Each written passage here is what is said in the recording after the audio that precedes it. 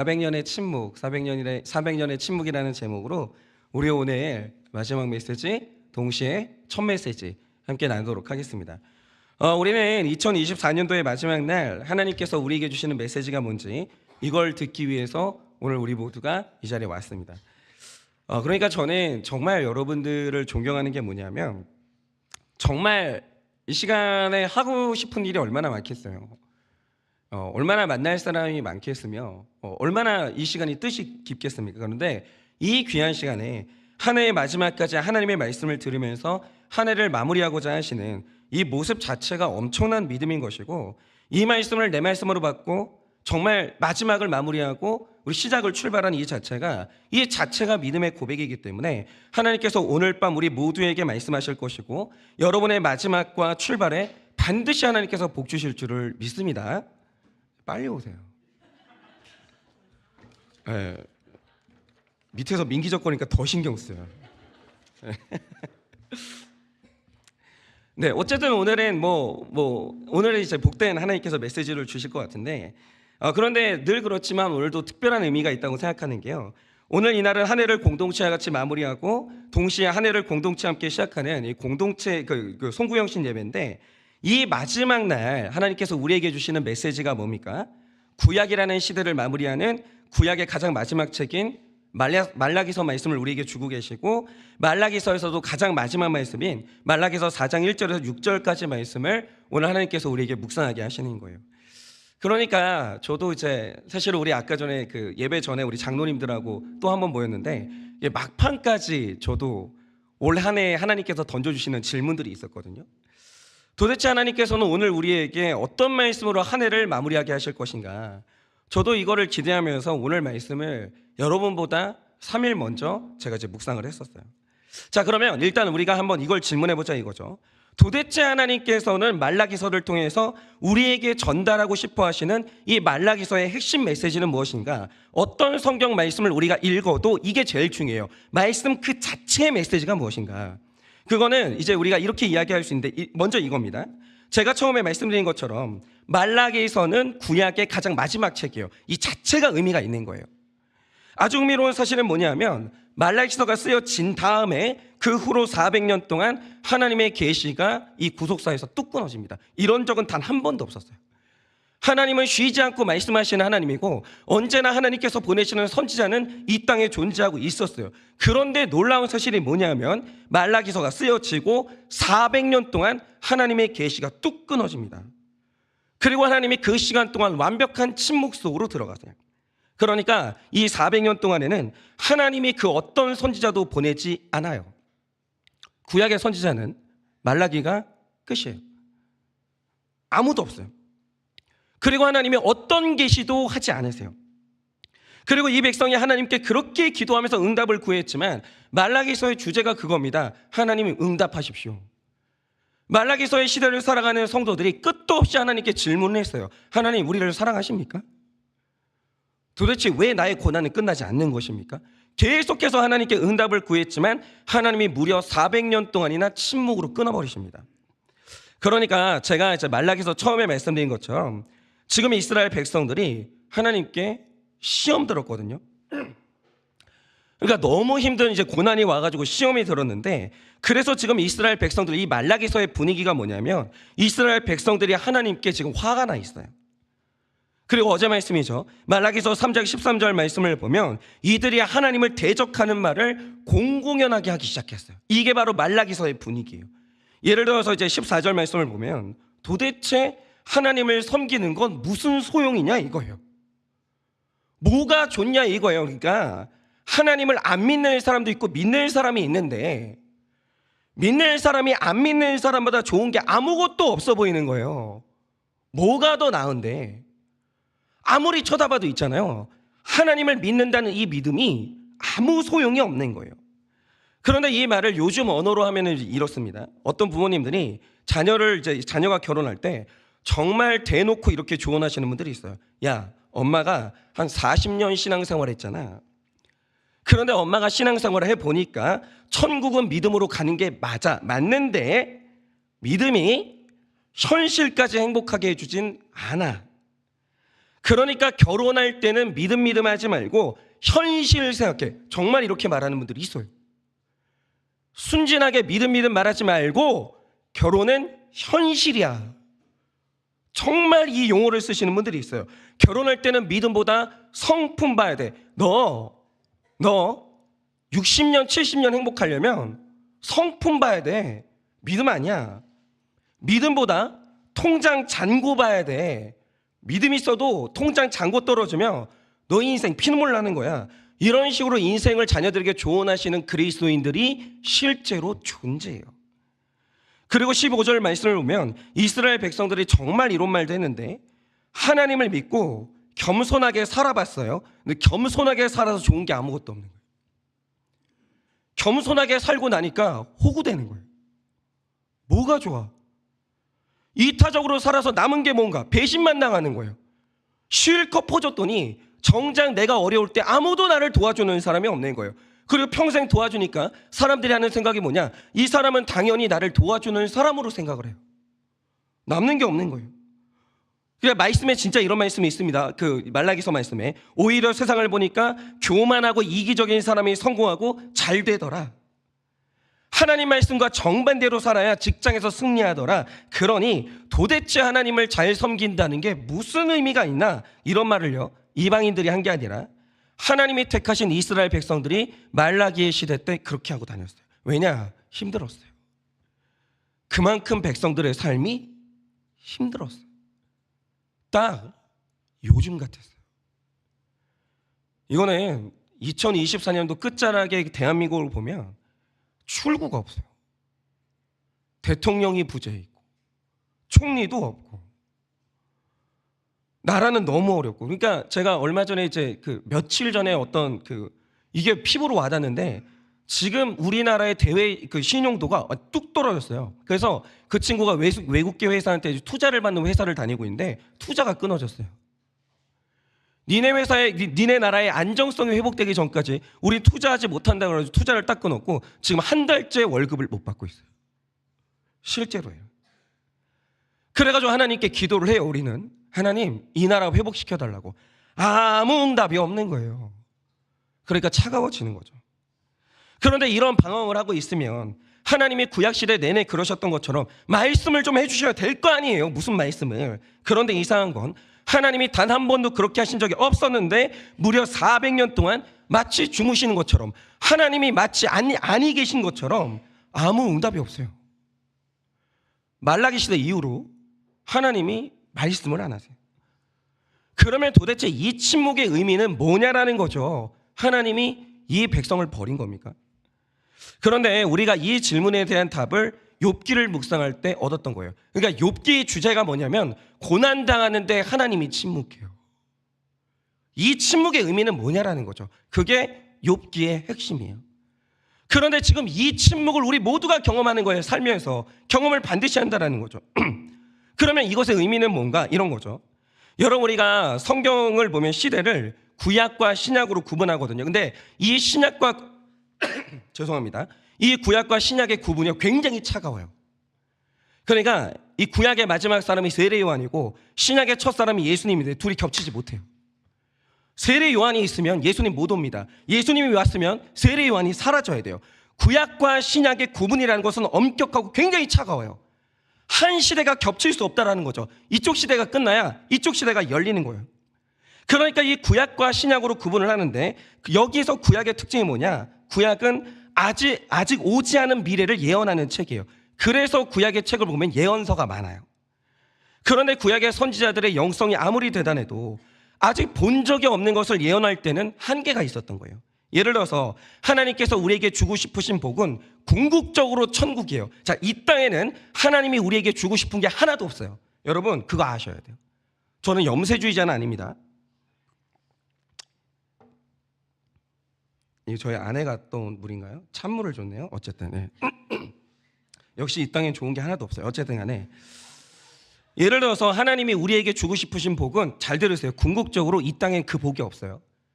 이 땅에 있는 모든 것은 복을 가져오는 수단이에요. 사명을 이루는 수단이에요. 그러므로 이 땅의 것도 중요하긴 하죠. 그런데 이 땅의 것 가운데 복은 없어요. 왜냐? 이 땅에 있는 모든 것은 썩어요. 하나님이 주시는 복 중에 썩는 건 없어요. 이 땅에는 우리의 복이 없다라는 거죠. 하나님이 궁극적으로 주고 싶은 궁극의 이 복이 뭐냐? 그게 바로 천국이에요. 그래서 우리는 모두 다 천국 가는 거예요. 그런데 이 천국을 제대로 설명할 수 있는 분은 천국을 경험해 본 유일한 분, 하나님의 아들 예수밖에는 없어요. 그러니까 그분이 오시기까지 천국을 설명할 때는 이 땅에 있는 것을 사용해서 비유로 설명하는 것 말고는 방법이 없었던 거죠. 구약 시대는 그게 더 심했어요. 그래서 천국을 설명하기 위해서 채택된 게 뭐냐? 하나님이 가나안이라는 땅을 하나 이렇게 설정한 다음에 영원한 풍요를 설명하기 위해서 이렇게 풍성한 소의 젖과 벌꿀을 보여주면서 젖과 꿀이 흐르는 땅, 이러면서 우리가 장차 경험하게 될 천국이 이와 같아 라고 한 거예요. 잘 부르세요. 이게 천국이야 라고 한 게 아니에요. 여러분 절대 혼동하시면 안 됩니다. 여기는 천국이 없어요. 가나안이 천국이 아니에요. 가나안은 뭐냐? 천국은 이와 같아요. 비슷하긴 한데 그건 아니에요. 그게 아니라는 거죠. 비슷하기만 한 거예요. 그걸 보면서 이 특징만 포착하면 되는 거죠. 그런데 중요한 게 뭐냐?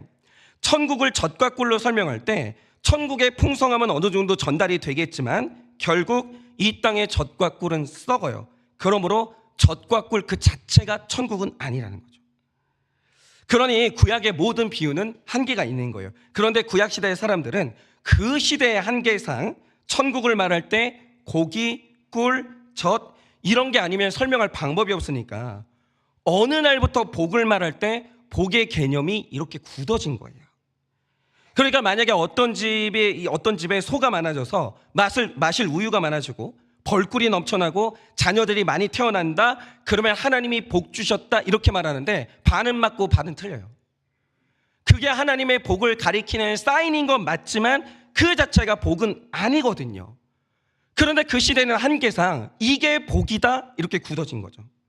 그리고 이런 것들이 없으면 하나님이 복을 안 주셨다 이렇게 된 거예요. 그러니까 복을 받았는데 자녀가 없으니까 복 못 받았다라고 착각을 하면서 우는 사람들이 있었던 거예요. 아닌데 그들이 복을 받았는데 하나님을 얻었는데 그럼에도 불구하고 그 시대의 한계상 자녀가 없으면 우는 거예요. 그게 시대의 한계였죠. 그런데 이게 너무 이상하잖아요. 여러분 누가 생각해봐도 아브라함은 복을 받은 사람이고 믿음의 조상인데 그가 아브라함의 아내 사라는 90살이 될 때까지 아들이 없었어요. 그러면 사라에게 자녀가 없었던 90년은 복을 못 받았던 시기인가? 어떻게 생각하세요? 그리고 또 요셉은 13년 동안 종으로 살았고 감옥에서 죄수로 살았거든요. 그러면 그가 받았던 이 13년의 고난은 복이 없었던 기간이야 이거죠. 그렇습니까? 그러니까 구약 사람들이 생각했던 기복으로 믿음의 조상들의 삶을 보면 복을 못 받는 사람들이 되고 해석이 이상해지는 거죠. 우린 알잖아요. 이제 신약의 관점으로 보면 이 사람들이 복 받았다는 걸. 그런데 기복적인 관점으로 보면 이 사람들의 고난이 설명이 안 되는 거예요. 그러니까 이 구약의 백성들은요, 이런 혼란 속에서 믿음의 길을 걸어가야 되는 굉장히 어려운 시대를 살았던 거죠. 그리고 우리는 이런 시기를 신명기적인 시대라고 불렀던 거예요. 이게 그 시대의 한계인 거죠. 하나님은 그런데 그 시대의 한계를 인정하셨어요. 그래서 그 정도만 믿어도, 예를 들어 이런 거죠. 이게 오늘 내가 우유를 많이 얻었어요. 꿀이 많아요. 하나님이 복 주셨다. 감사하다. 요 정도만 믿어도 구약시대 때는 그 정도의 신앙 고백만 보여줘도 믿음으로 인정하셨어요. 너 믿음 좋다. 이게 어디냐? 우유를 마시면서 나를 기억한다는 거 그게 어디냐? 하나님이 믿음으로 인정하셨던 거예요. 구약시대는. 그러니까 이 신앙생활은요, 여러분 잘 들으세요. 연약한 믿음도 인정받는 시기가 있어요. 그런데 하나님이 모든 생명에게 주신 법이 뭐냐? 하나님은 각 시기의 연약함을 언제나 품어주시는데 그 단계에만 머물러 있는 건 불가능해요. 그거는 안 돼요. 생명이 있는 한. 왜냐? 아니 세상에 영원히 썩지 않는 영원한 복이 있는데 왜 그걸 우리가 누리지 못하냐고요. 여러분 모세나 엘리야로는 비교도 할 수 없는 예수님을 곧 만나는데 언제까지 우리가 우유를 복으로 생각하고 모세를 메시아라고 생각할 거냐 이거죠. 그럴 수는 없는 거예요. 우리는 언젠가 우유가 아니라 영생을 마셔야 되고 우리가 언젠가 모세가 아니라 예수님을 만나야 되는 거예요. 그쪽으로 갈 수밖에 없죠. 그러니 일어난 일이 뭐냐? 말라기서는 구약 시대의 마지막 메시지예요. 이 말 뜻이 뭐냐? 말라기서를 끝으로 신명기 수준의 이 기복적인 개념은 끝난 거예요. 이날로 말라기를 끝으로 구약 시대가 끝나요. 이 말 뜻이 뭐냐면 너희가 아무리 기복을 구해도 나는 더 이상 너희에게 응답할 수 없다는 거예요. 왜냐? 이제 예수님 만나야 되니까. 언제까지가 너희가 예수 말고 모세로 만족할 수는 없다라는 거예요. 이게 끝이에요. 말라기서 이후로 이스라엘 백성들이 아무리 기복적인 걸 구해봤자 하나님은 이제 응답하지 않으시는 거예요. 그리고 이제 모세와 결별한 뒤에 드디어 예수님을 만날 날이 오는 거예요. 이 침묵은 뭐냐? 더 이상 옛날 것을 줄 수 없는 거예요. 왜냐? 새로운 좋은 게 오거든요. 이제는 가나안 땅이 아니라 천국을 배울 때가 온 거예요. 그러니까 말라기 이후로 딱 일어난 일이 뭐냐? 백성들 수준이 낮을 때 구했던 복을 아무리 구해도 이제 하나님은 응답을 안 하십니다. 그럴 수는 없는 거예요. 이걸 적용하자면 이런 거죠. 지금 굉장히 제가 좀 힘든 연말을 보내고 있는데 제 딸이 분명히 올해 초까지만 해도 저랑 결혼한다고 했어요. 왜냐하면 세상에서 제일 제가 좋다는 거죠. 아빠가 제일 좋다는 거예요. 그래서 제가 이제 우리 아내랑 손잡고 걸어가면 그것까지 질투할 정도로 얘는 분명히 저랑 결혼한다고 했어요. 우린 약속했어요. 살아보니까 역시 머리가 검은 짐승 거둔 게 아니에요. 올해 연말부터 하는 말이 뭐냐? 갑자기 얘가 안 하던 계산을 시작했어요. 자기가 20살이 되면 아빠는 그때 할아버지가 될 테니까 결혼하는 게 망설여진다는 거예요. 그러니까 이것이 말이죠. 단순한 계산을 하게 되니까 바로 배신을 때리더라고요. 근데 이게 맞는 거죠. 여러분 이게 맞잖아요. 어릴 때까지는 아빠 사랑이 최고인 거 맞아요. 그리고 아빠랑 영원히 살겠다라고도 해요. 왜냐? 그게 제일 좋은 줄 알았거든요. 근데 아니에요. 저는 이 아이에게 제일 좋은 사랑이 될 수 없어요. 왜냐? 제가 이 아이보다 먼저 죽어야 돼요. 근데 어떻게 내가 이 아이의 가장 좋은 사랑이 되겠어요? 그건 제 욕심이에요. 그건 말이 안 돼요. 내가 내 딸을 사랑한다라고 하면 얘는 더 좋은 사랑을 만나야 돼요. 그 사랑이 뭐냐? 최소한 이 아이의 마지막을 함께 해줄 수 있는 좀 더 젊은 사람, 그 더 좋은 사랑을 만나야 되는 거예요. 자기 또래의 사람을 만나서 사랑하고 사랑받고 그 사람과 함께 교제를 나누는 기쁨은 부모에게 받는 사랑하고는 전혀 다른 사랑이에요. 그쪽을 가야 될 거 아니에요. 그럼 아빠와의 사랑을 끝내야 되는 거예요. 그 유치한 사랑이에요. 그럼 기약이 있는 사랑이에요. 영원할 수가 없어요. 내가 어떻게 이 아이를 영원히 지켜줘요? 그럴 수 없는 거죠. 그러니 어릴 때는 아빠가 최고지만 나중에는 그 유치한 사람과 결별하고 자기 또래 멋있는 남자와 사랑해서 결혼하는 더 멋진 사랑으로 가야죠. 저보다 더 신앙 좋고 저보다 더 아름다운 믿음의 사람한테 가야죠. 그 사람은 제 딸의 마지막을 함께 해주거나 제 딸이 그 사람의 마지막과 함께 하거나 그 멋진 사랑으로 가야죠. 그런데 살아보면 반드시 어떤 날이 또 오냐? 아버지의 사랑은 늙어서 없어집니다. 그런데 남녀의 사랑은 식어서 없어져요. 그날 와요. 이 아이가 다음 단계 자기 또래의 남자와의 사랑으로 갔잖아요. 그런데 이 사랑도 끝나는 날이 와요. 식어서 없어져요. 그럼 이제 어느 날 우리는 인생에서 그걸 깨달아요. 사람의 사랑은 끝이구나. 안 채워지는구나. 그러니까 여러분이 만약에 아내한테 죽는 날까지 나에게 사랑을 채워줘, 남편한테 죽는 날까지 나에게 너의 사랑을 채워줘, 이건 학대예요. 사람은 그런 게 없어요. 그것도 언젠가 원래 끝나는 거예요. 하나님이 그걸 설계하신 거예요. 그러므로 이제 좀 40 중반 됐는데 자기나 사랑해. 그러지 마. 학대예요. 그거 진짜. 그러지 마요. 그거 다 말라 없어지고 우정으로 사는 거지. 그러면 우정으로 사는 거지. 전우애로 사는 거고. 여러분 나중에 이제 어르신들한테 여쭤보세요. 한 55세 넘어서서 60 가까이 가잖아요. 그냥 불쌍해서 사는 거예요. 무슨 멋있어서 사는 게 어디 있어요? 어느 날 불쌍했잖아요. 때 된 거예요. 그냥 예전의 사랑 다 그냥 말라가는 거예요. 나머지는 그렇게 사는 거죠. 아니에요? 무슨 남자 여자로 살아요. 전으로 사는 거지. 그것도 끝나는 날이 오죠. 그런데 인간의 사랑이 이렇게 허무해지고 무가치해지는 그 절대 결핍의 시간이 반드시 와야 되거든요. 왜 옵니까? 그래야 영원한 하나님의 사랑을 만나요. 사람은요, 하나님을 그렇게 만나가는 거예요. 여러분, 우물가의 여인을 보세요. 사마리아에 끝도 없이 남자 찾아다니다 보면 어딘가에 인간으로 영원히 체험받을 수 있다라는 생각하면 예수님 못 만나요. 그러나 이 여인이 어떻게 예수님을 만났어요? 내가 남자를 계속 만나보니 아니구나. 사람한테는 내가 원하는 사랑이 없구나. 이 목마름이 해결이 안 되는구나. 그러자 예수 만나는 거예요. 그렇게 예수 만나는 거예요. 여러분, 우리 인생의 그 절대 결핍의 시간이 왜 옵니까? 이제 가장 좋은 하나님의 사랑을 만날 때가 온 거예요. 그 좋은 사인이에요. 그게 영성이에요. 그게 영성이에요.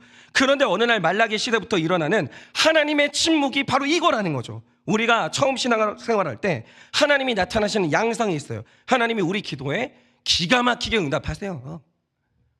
정말 기가 막히게 응답하세요. 이스라엘 백성들이 처음에 광야로 들어갔을 때 기가 막혀요. 고기 먹고 싶다고 하잖아요. 고기가 이 사이에 껴가지고 질릴 때까지 해주십니다. 과자 먹고 싶다고 하잖아요. 과자를 주시는 거예요. 물 마시고 싶다고 하잖아요. 바위에서 물을 내시는 거예요. 기가 막히게 응답하시는 거예요. 우리 중에 지금 기도할 때마다 응답받고 계시는 분 있으십니까? 축하드립니다. 초신자입니다. 맞잖아요. 병도 낫게 해주시고 안 풀리던 문제도 풀어주시고, 이게 신앙의 초보들에게 나타나는 하나님의 은혜예요. 그래서 보통 초신자들이 말하는 하나님의 사랑은 뭐냐면 보통 이런 거예요. 하나님이 나에게 친절하세요. 하나님은 위로의 하나님이요, 물질의 어려움이 있을 때 기가 막히게 공급해 주시는 하나님이에요. 하나님은 사랑의 하나님이에요 이러시는데, 그거 하나님의 사랑 맞아요. 맞는데 이건 신앙의 어린아이들에게 주시는 하나님의 사랑의 양상이에요. 그렇죠. 그런데 놀라운 게 뭐냐, 이제 신앙생활 하시다 보면 이제 아십니다. 그게 뭐냐면, 나에게 늘 따뜻하게만 대해주시던 하나님이 어느 날 내가 힘들다는데, 내가 힘들다고 하면 득달같이 달려와서 나에게 응답하시고 위로하시던 그 하나님이 내가 어렵다는데, 내가 아프다는데 어느 날부터 응답을 안 해요. 어느 날부터 기도 응답이 안 돼요. 그럼 다 처음에 그렇게 했어요. 이럴 리가 없는데, 하나님이 나한테 이럴 리가 없는데, 우리 사이가 이런 사이가 아닌데, 근데 안 되는 거예요. 마치 하나님이 나를 버린 것처럼 예전에 그 친절한 하나님이 사라진 것 같은 거예요. 그런데 이러면 신앙이 약한 분들은 처음에는 하나님이 변했다, 이제는 하나님이 나를 사랑하지 않는다 이러시는데, 그게 아니에요. 이럴 때 신앙의 선배들이 해석을 해줘야 되는 거예요. 이게 무슨 현상인지. 이제 우리 삶에 말라기 시대가 도래한 거예요. 뭐냐 하면 초보적인 수준의 신앙생활은 끝난 거예요. 그걸로 종결된 거예요.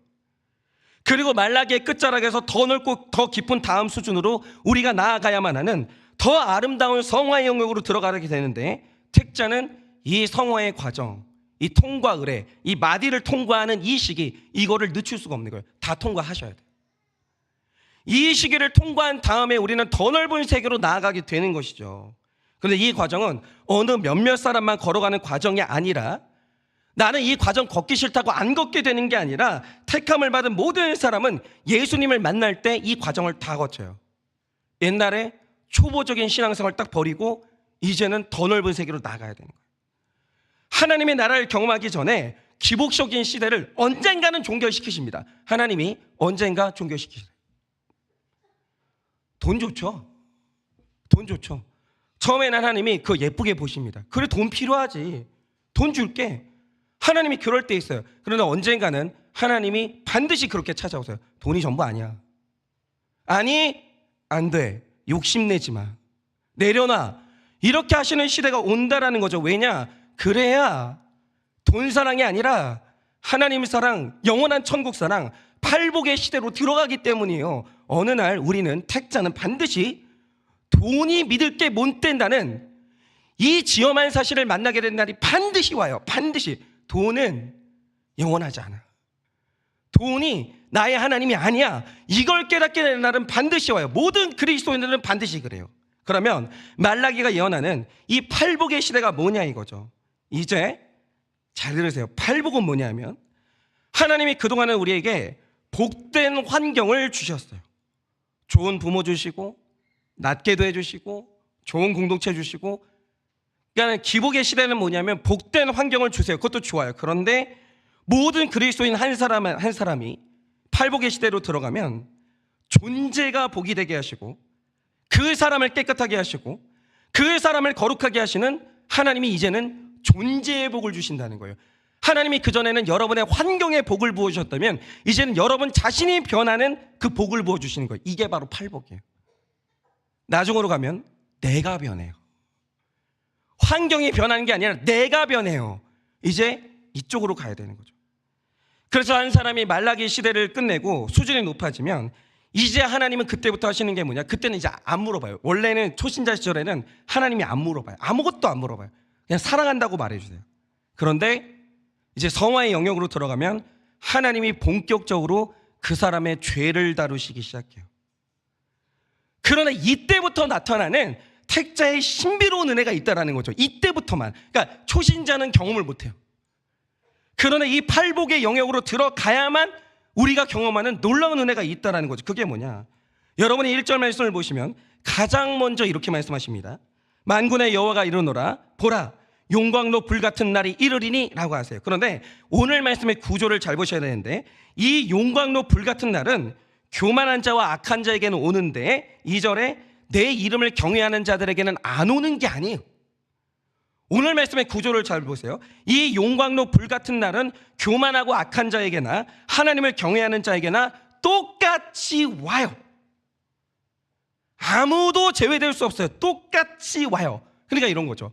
이제 언젠가 이 세상은요 종말의 날이 되면 불처럼 풀어지는 날이 와요. 이 세상은 폐기되는 날이 옵니다. 그런데 이 세상이 폐기될 때 우리 재산은 보존되고 불택자의 재산은 없어지고 이게 아니에요. 우리 땅이나 불택자의 땅이나 다 사라져요. 똑같이 용광로 불 같은 것들이 온다라는 거죠. 그런데 이 불이 내는 결론이 택자와 불택자 사이에 완전히 달라지는 거예요. 완전히. 이게 팔복의 길을 걷는 사람만 아는 은혜예요.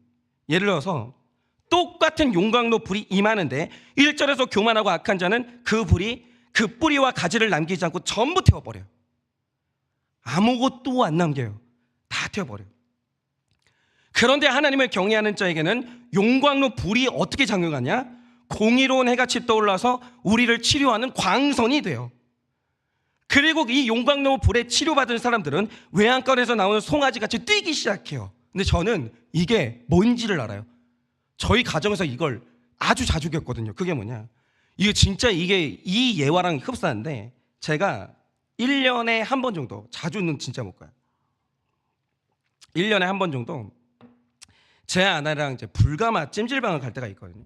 그런데 이 사람 체질이 진짜 신기해요. 저는 찜질방을 가잖아요. 제 체질은 저는 열이 많거든요. 가면 진이 빠져요.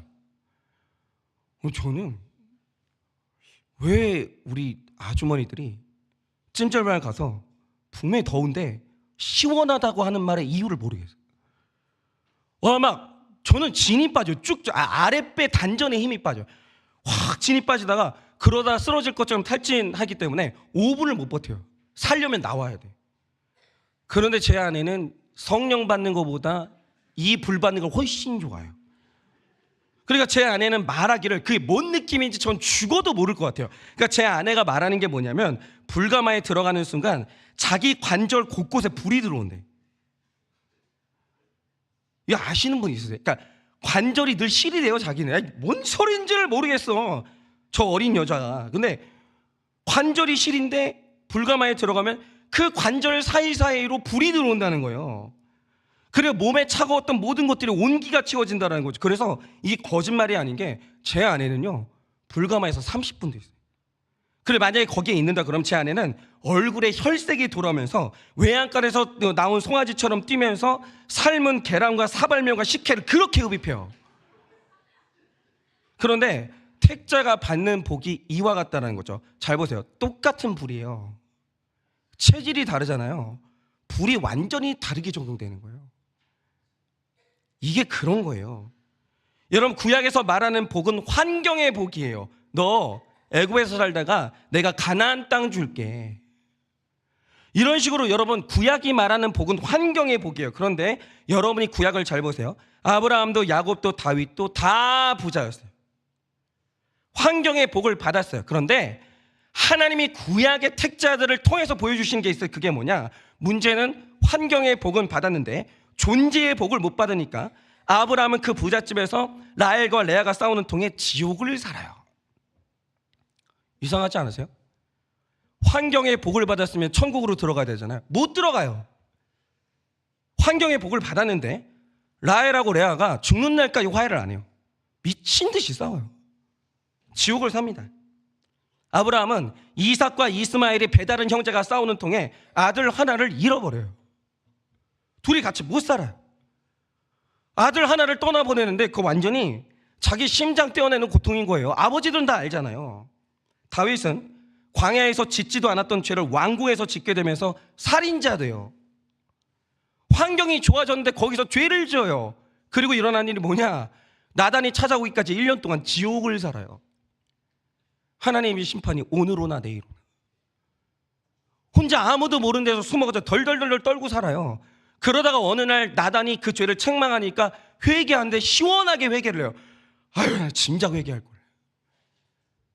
나 죽는 줄 알았다는 거예요. 이 죄 숨기면서 살다가 너무너무 힘들었다는 거죠. 지옥을 살아요. 왕궁에서.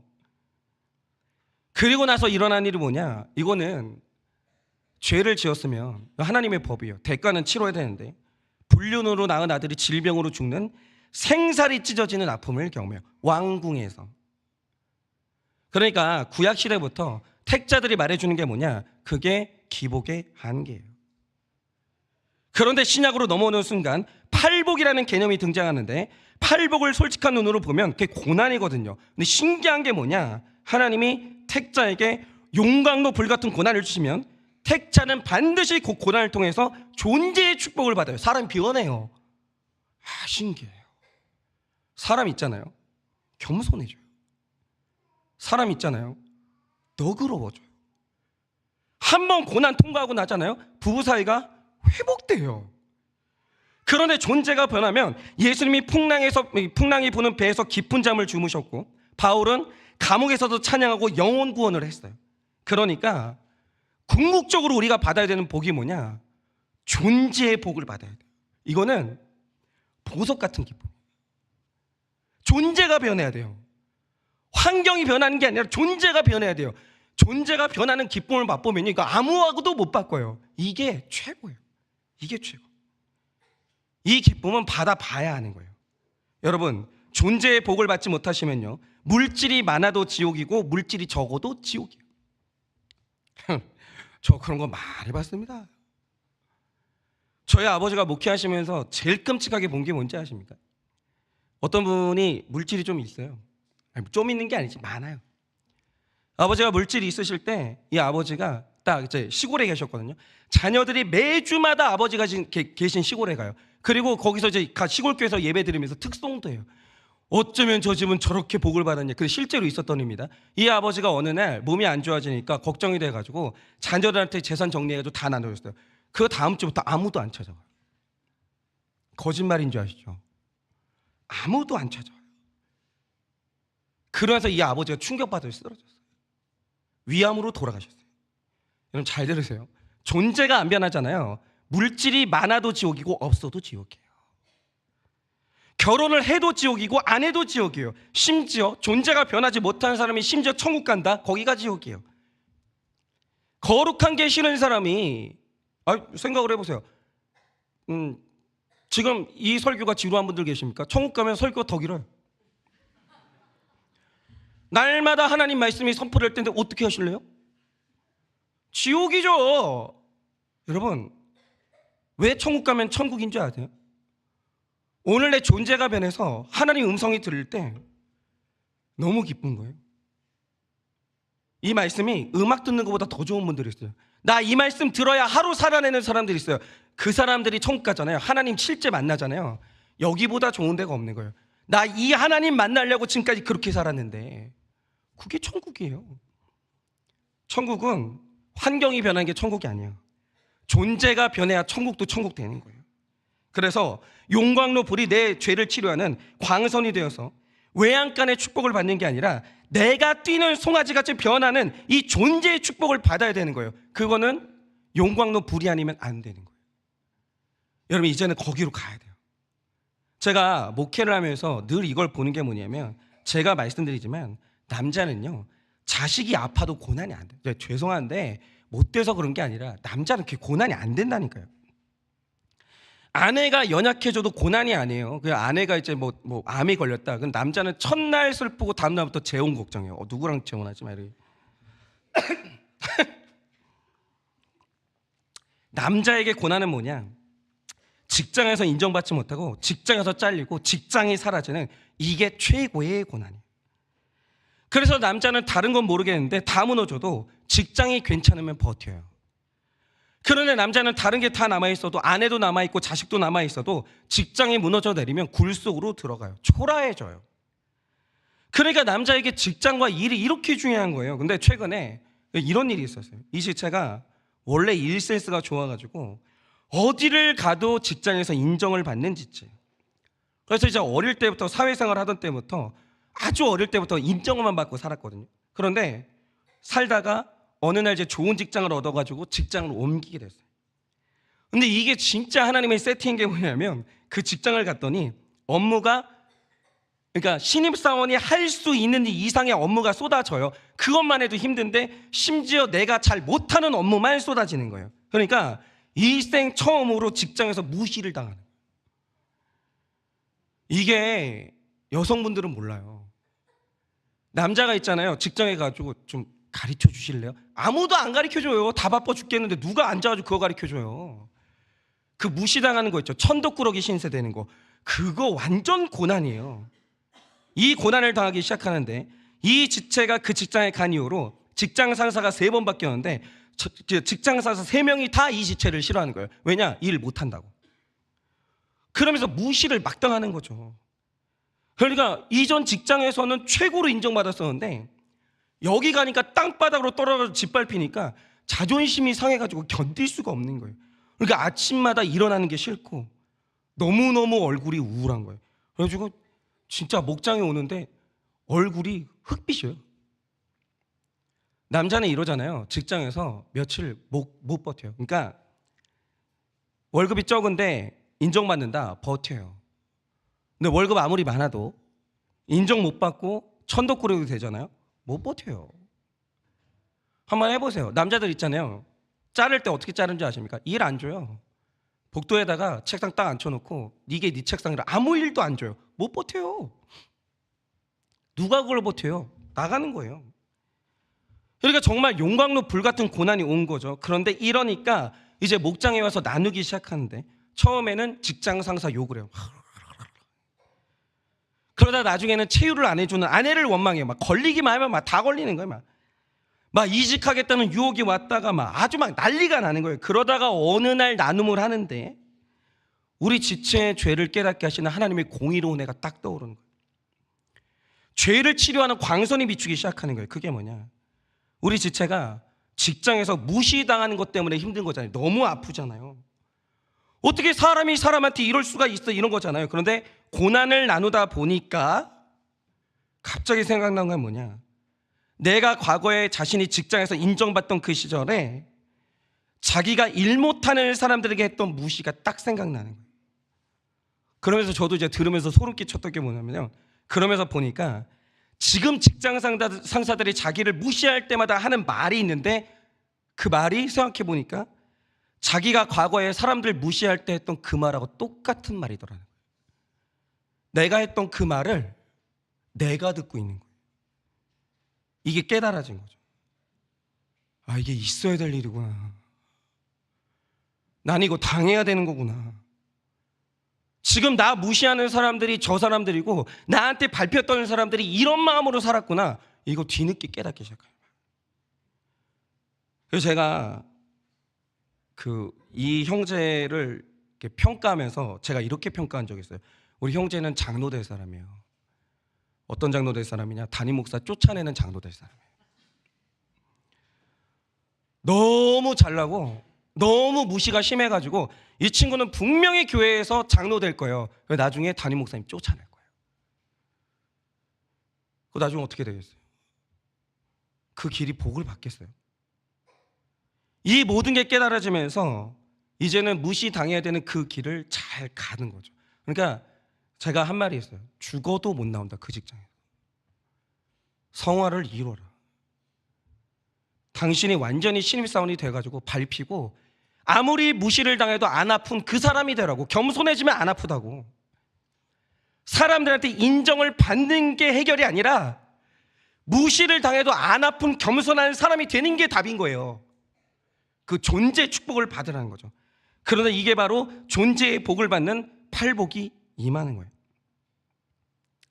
여러분, 지금 이 민족은 너무 아파요. 이 땅에 교회가 있나? 이 땅에 지금 이 밤에 전국의 교회 성도들이 이 나라를 위해서 기도할 텐데 이 기도가 의미가 있나 싶을 정도로 나라가 처참하게 무너져 내려요. 대통령은 계엄을 하고 뭐 그 계엄에 대한 평가는 다 다르겠지만 그래서 대통령이 사라지고 총리도 사라지고, 그런데 나라가 이렇게 슬프고 어려운데 하늘에서 비행기가 떨어져서 그 아름답고 소중한 사람들이 170명이 넘는 사람들이 사망을 해요. 하루아침에 요절하는 거예요. 이런 일은 왜 일어날까요? 하나님이 우리에게 원하시는 게 뭡니까? 그렇게 좋던 하나님이, 그렇게 나를 사랑하신다고 말씀하셨던 그 하나님이 응답을 안 하시는 거예요. 아무리 구해도 응답을 안 하시는 거예요. 왜냐 이거죠. 이유가 뭐냐면 하나님이 우리에게 원하시는 게 있는 거예요. 이제 우리는 환경이 변하는 복이 아니라 그 이상한 기도 있죠. 하나님 남편 변하게 해주세요. 아내 변하게 해주세요. 자식 변하게 해주세요. 이 기도 그만 끝내세요. 한일교회는 그런 기도를 하는 교회가 아니에요. 이제는 내 존재가 변하는 존재의 복을 받는 그 복을 받아야 돼요. 여러분 이제 그 길에 서 계시는 거예요. 이 말씀이 여러분 귀에 들리고 있는 건 우연이 아니에요. 그런데 오늘 말씀에 해주시는 말씀이 뭡니까? 올 한 해 우리 각자에게 임했던 용광로 불은 우리 존재의 이 변화의 복을 주시는 하나님의 팔복이었다는 거예요. 그리고 내년에도 우리의 삶에도 하나님의 복은 끊어지지 않을 것이고 우린 여전히 존재가 변해가는 그 아름다운 복을 받게 될 겁니다. 여러분 우리는 복받은 존재. 그러니 이 복받는 길을 잘 마무리하는 이 시간 되시고 다시 그 길을 출발하셔야 돼요. 여러분 우리 한 해 동안 열심히 팔복 받으세요. 우리가 변하는 거예요. 내가 변하는 거예요. 내가 변하고 내가 성장하고. 제가 말씀드렸지만 사람들한테 인정받는 게 답이 아니라 아무리 밟아도 아프지 않은 겸손의 사람으로 내가 변하는 것, 이게 복이에요. 이 복을 받아 모든 환경의 한계를 뛰어넘어 바로 그 자리에서 찬양하고 예배할 줄 아는 바로 그 존재 자체가 복이 되는 여러분의 다가오는 한 해 되시기를 예수님의 이름으로 축원을 드립니다. 이 시간에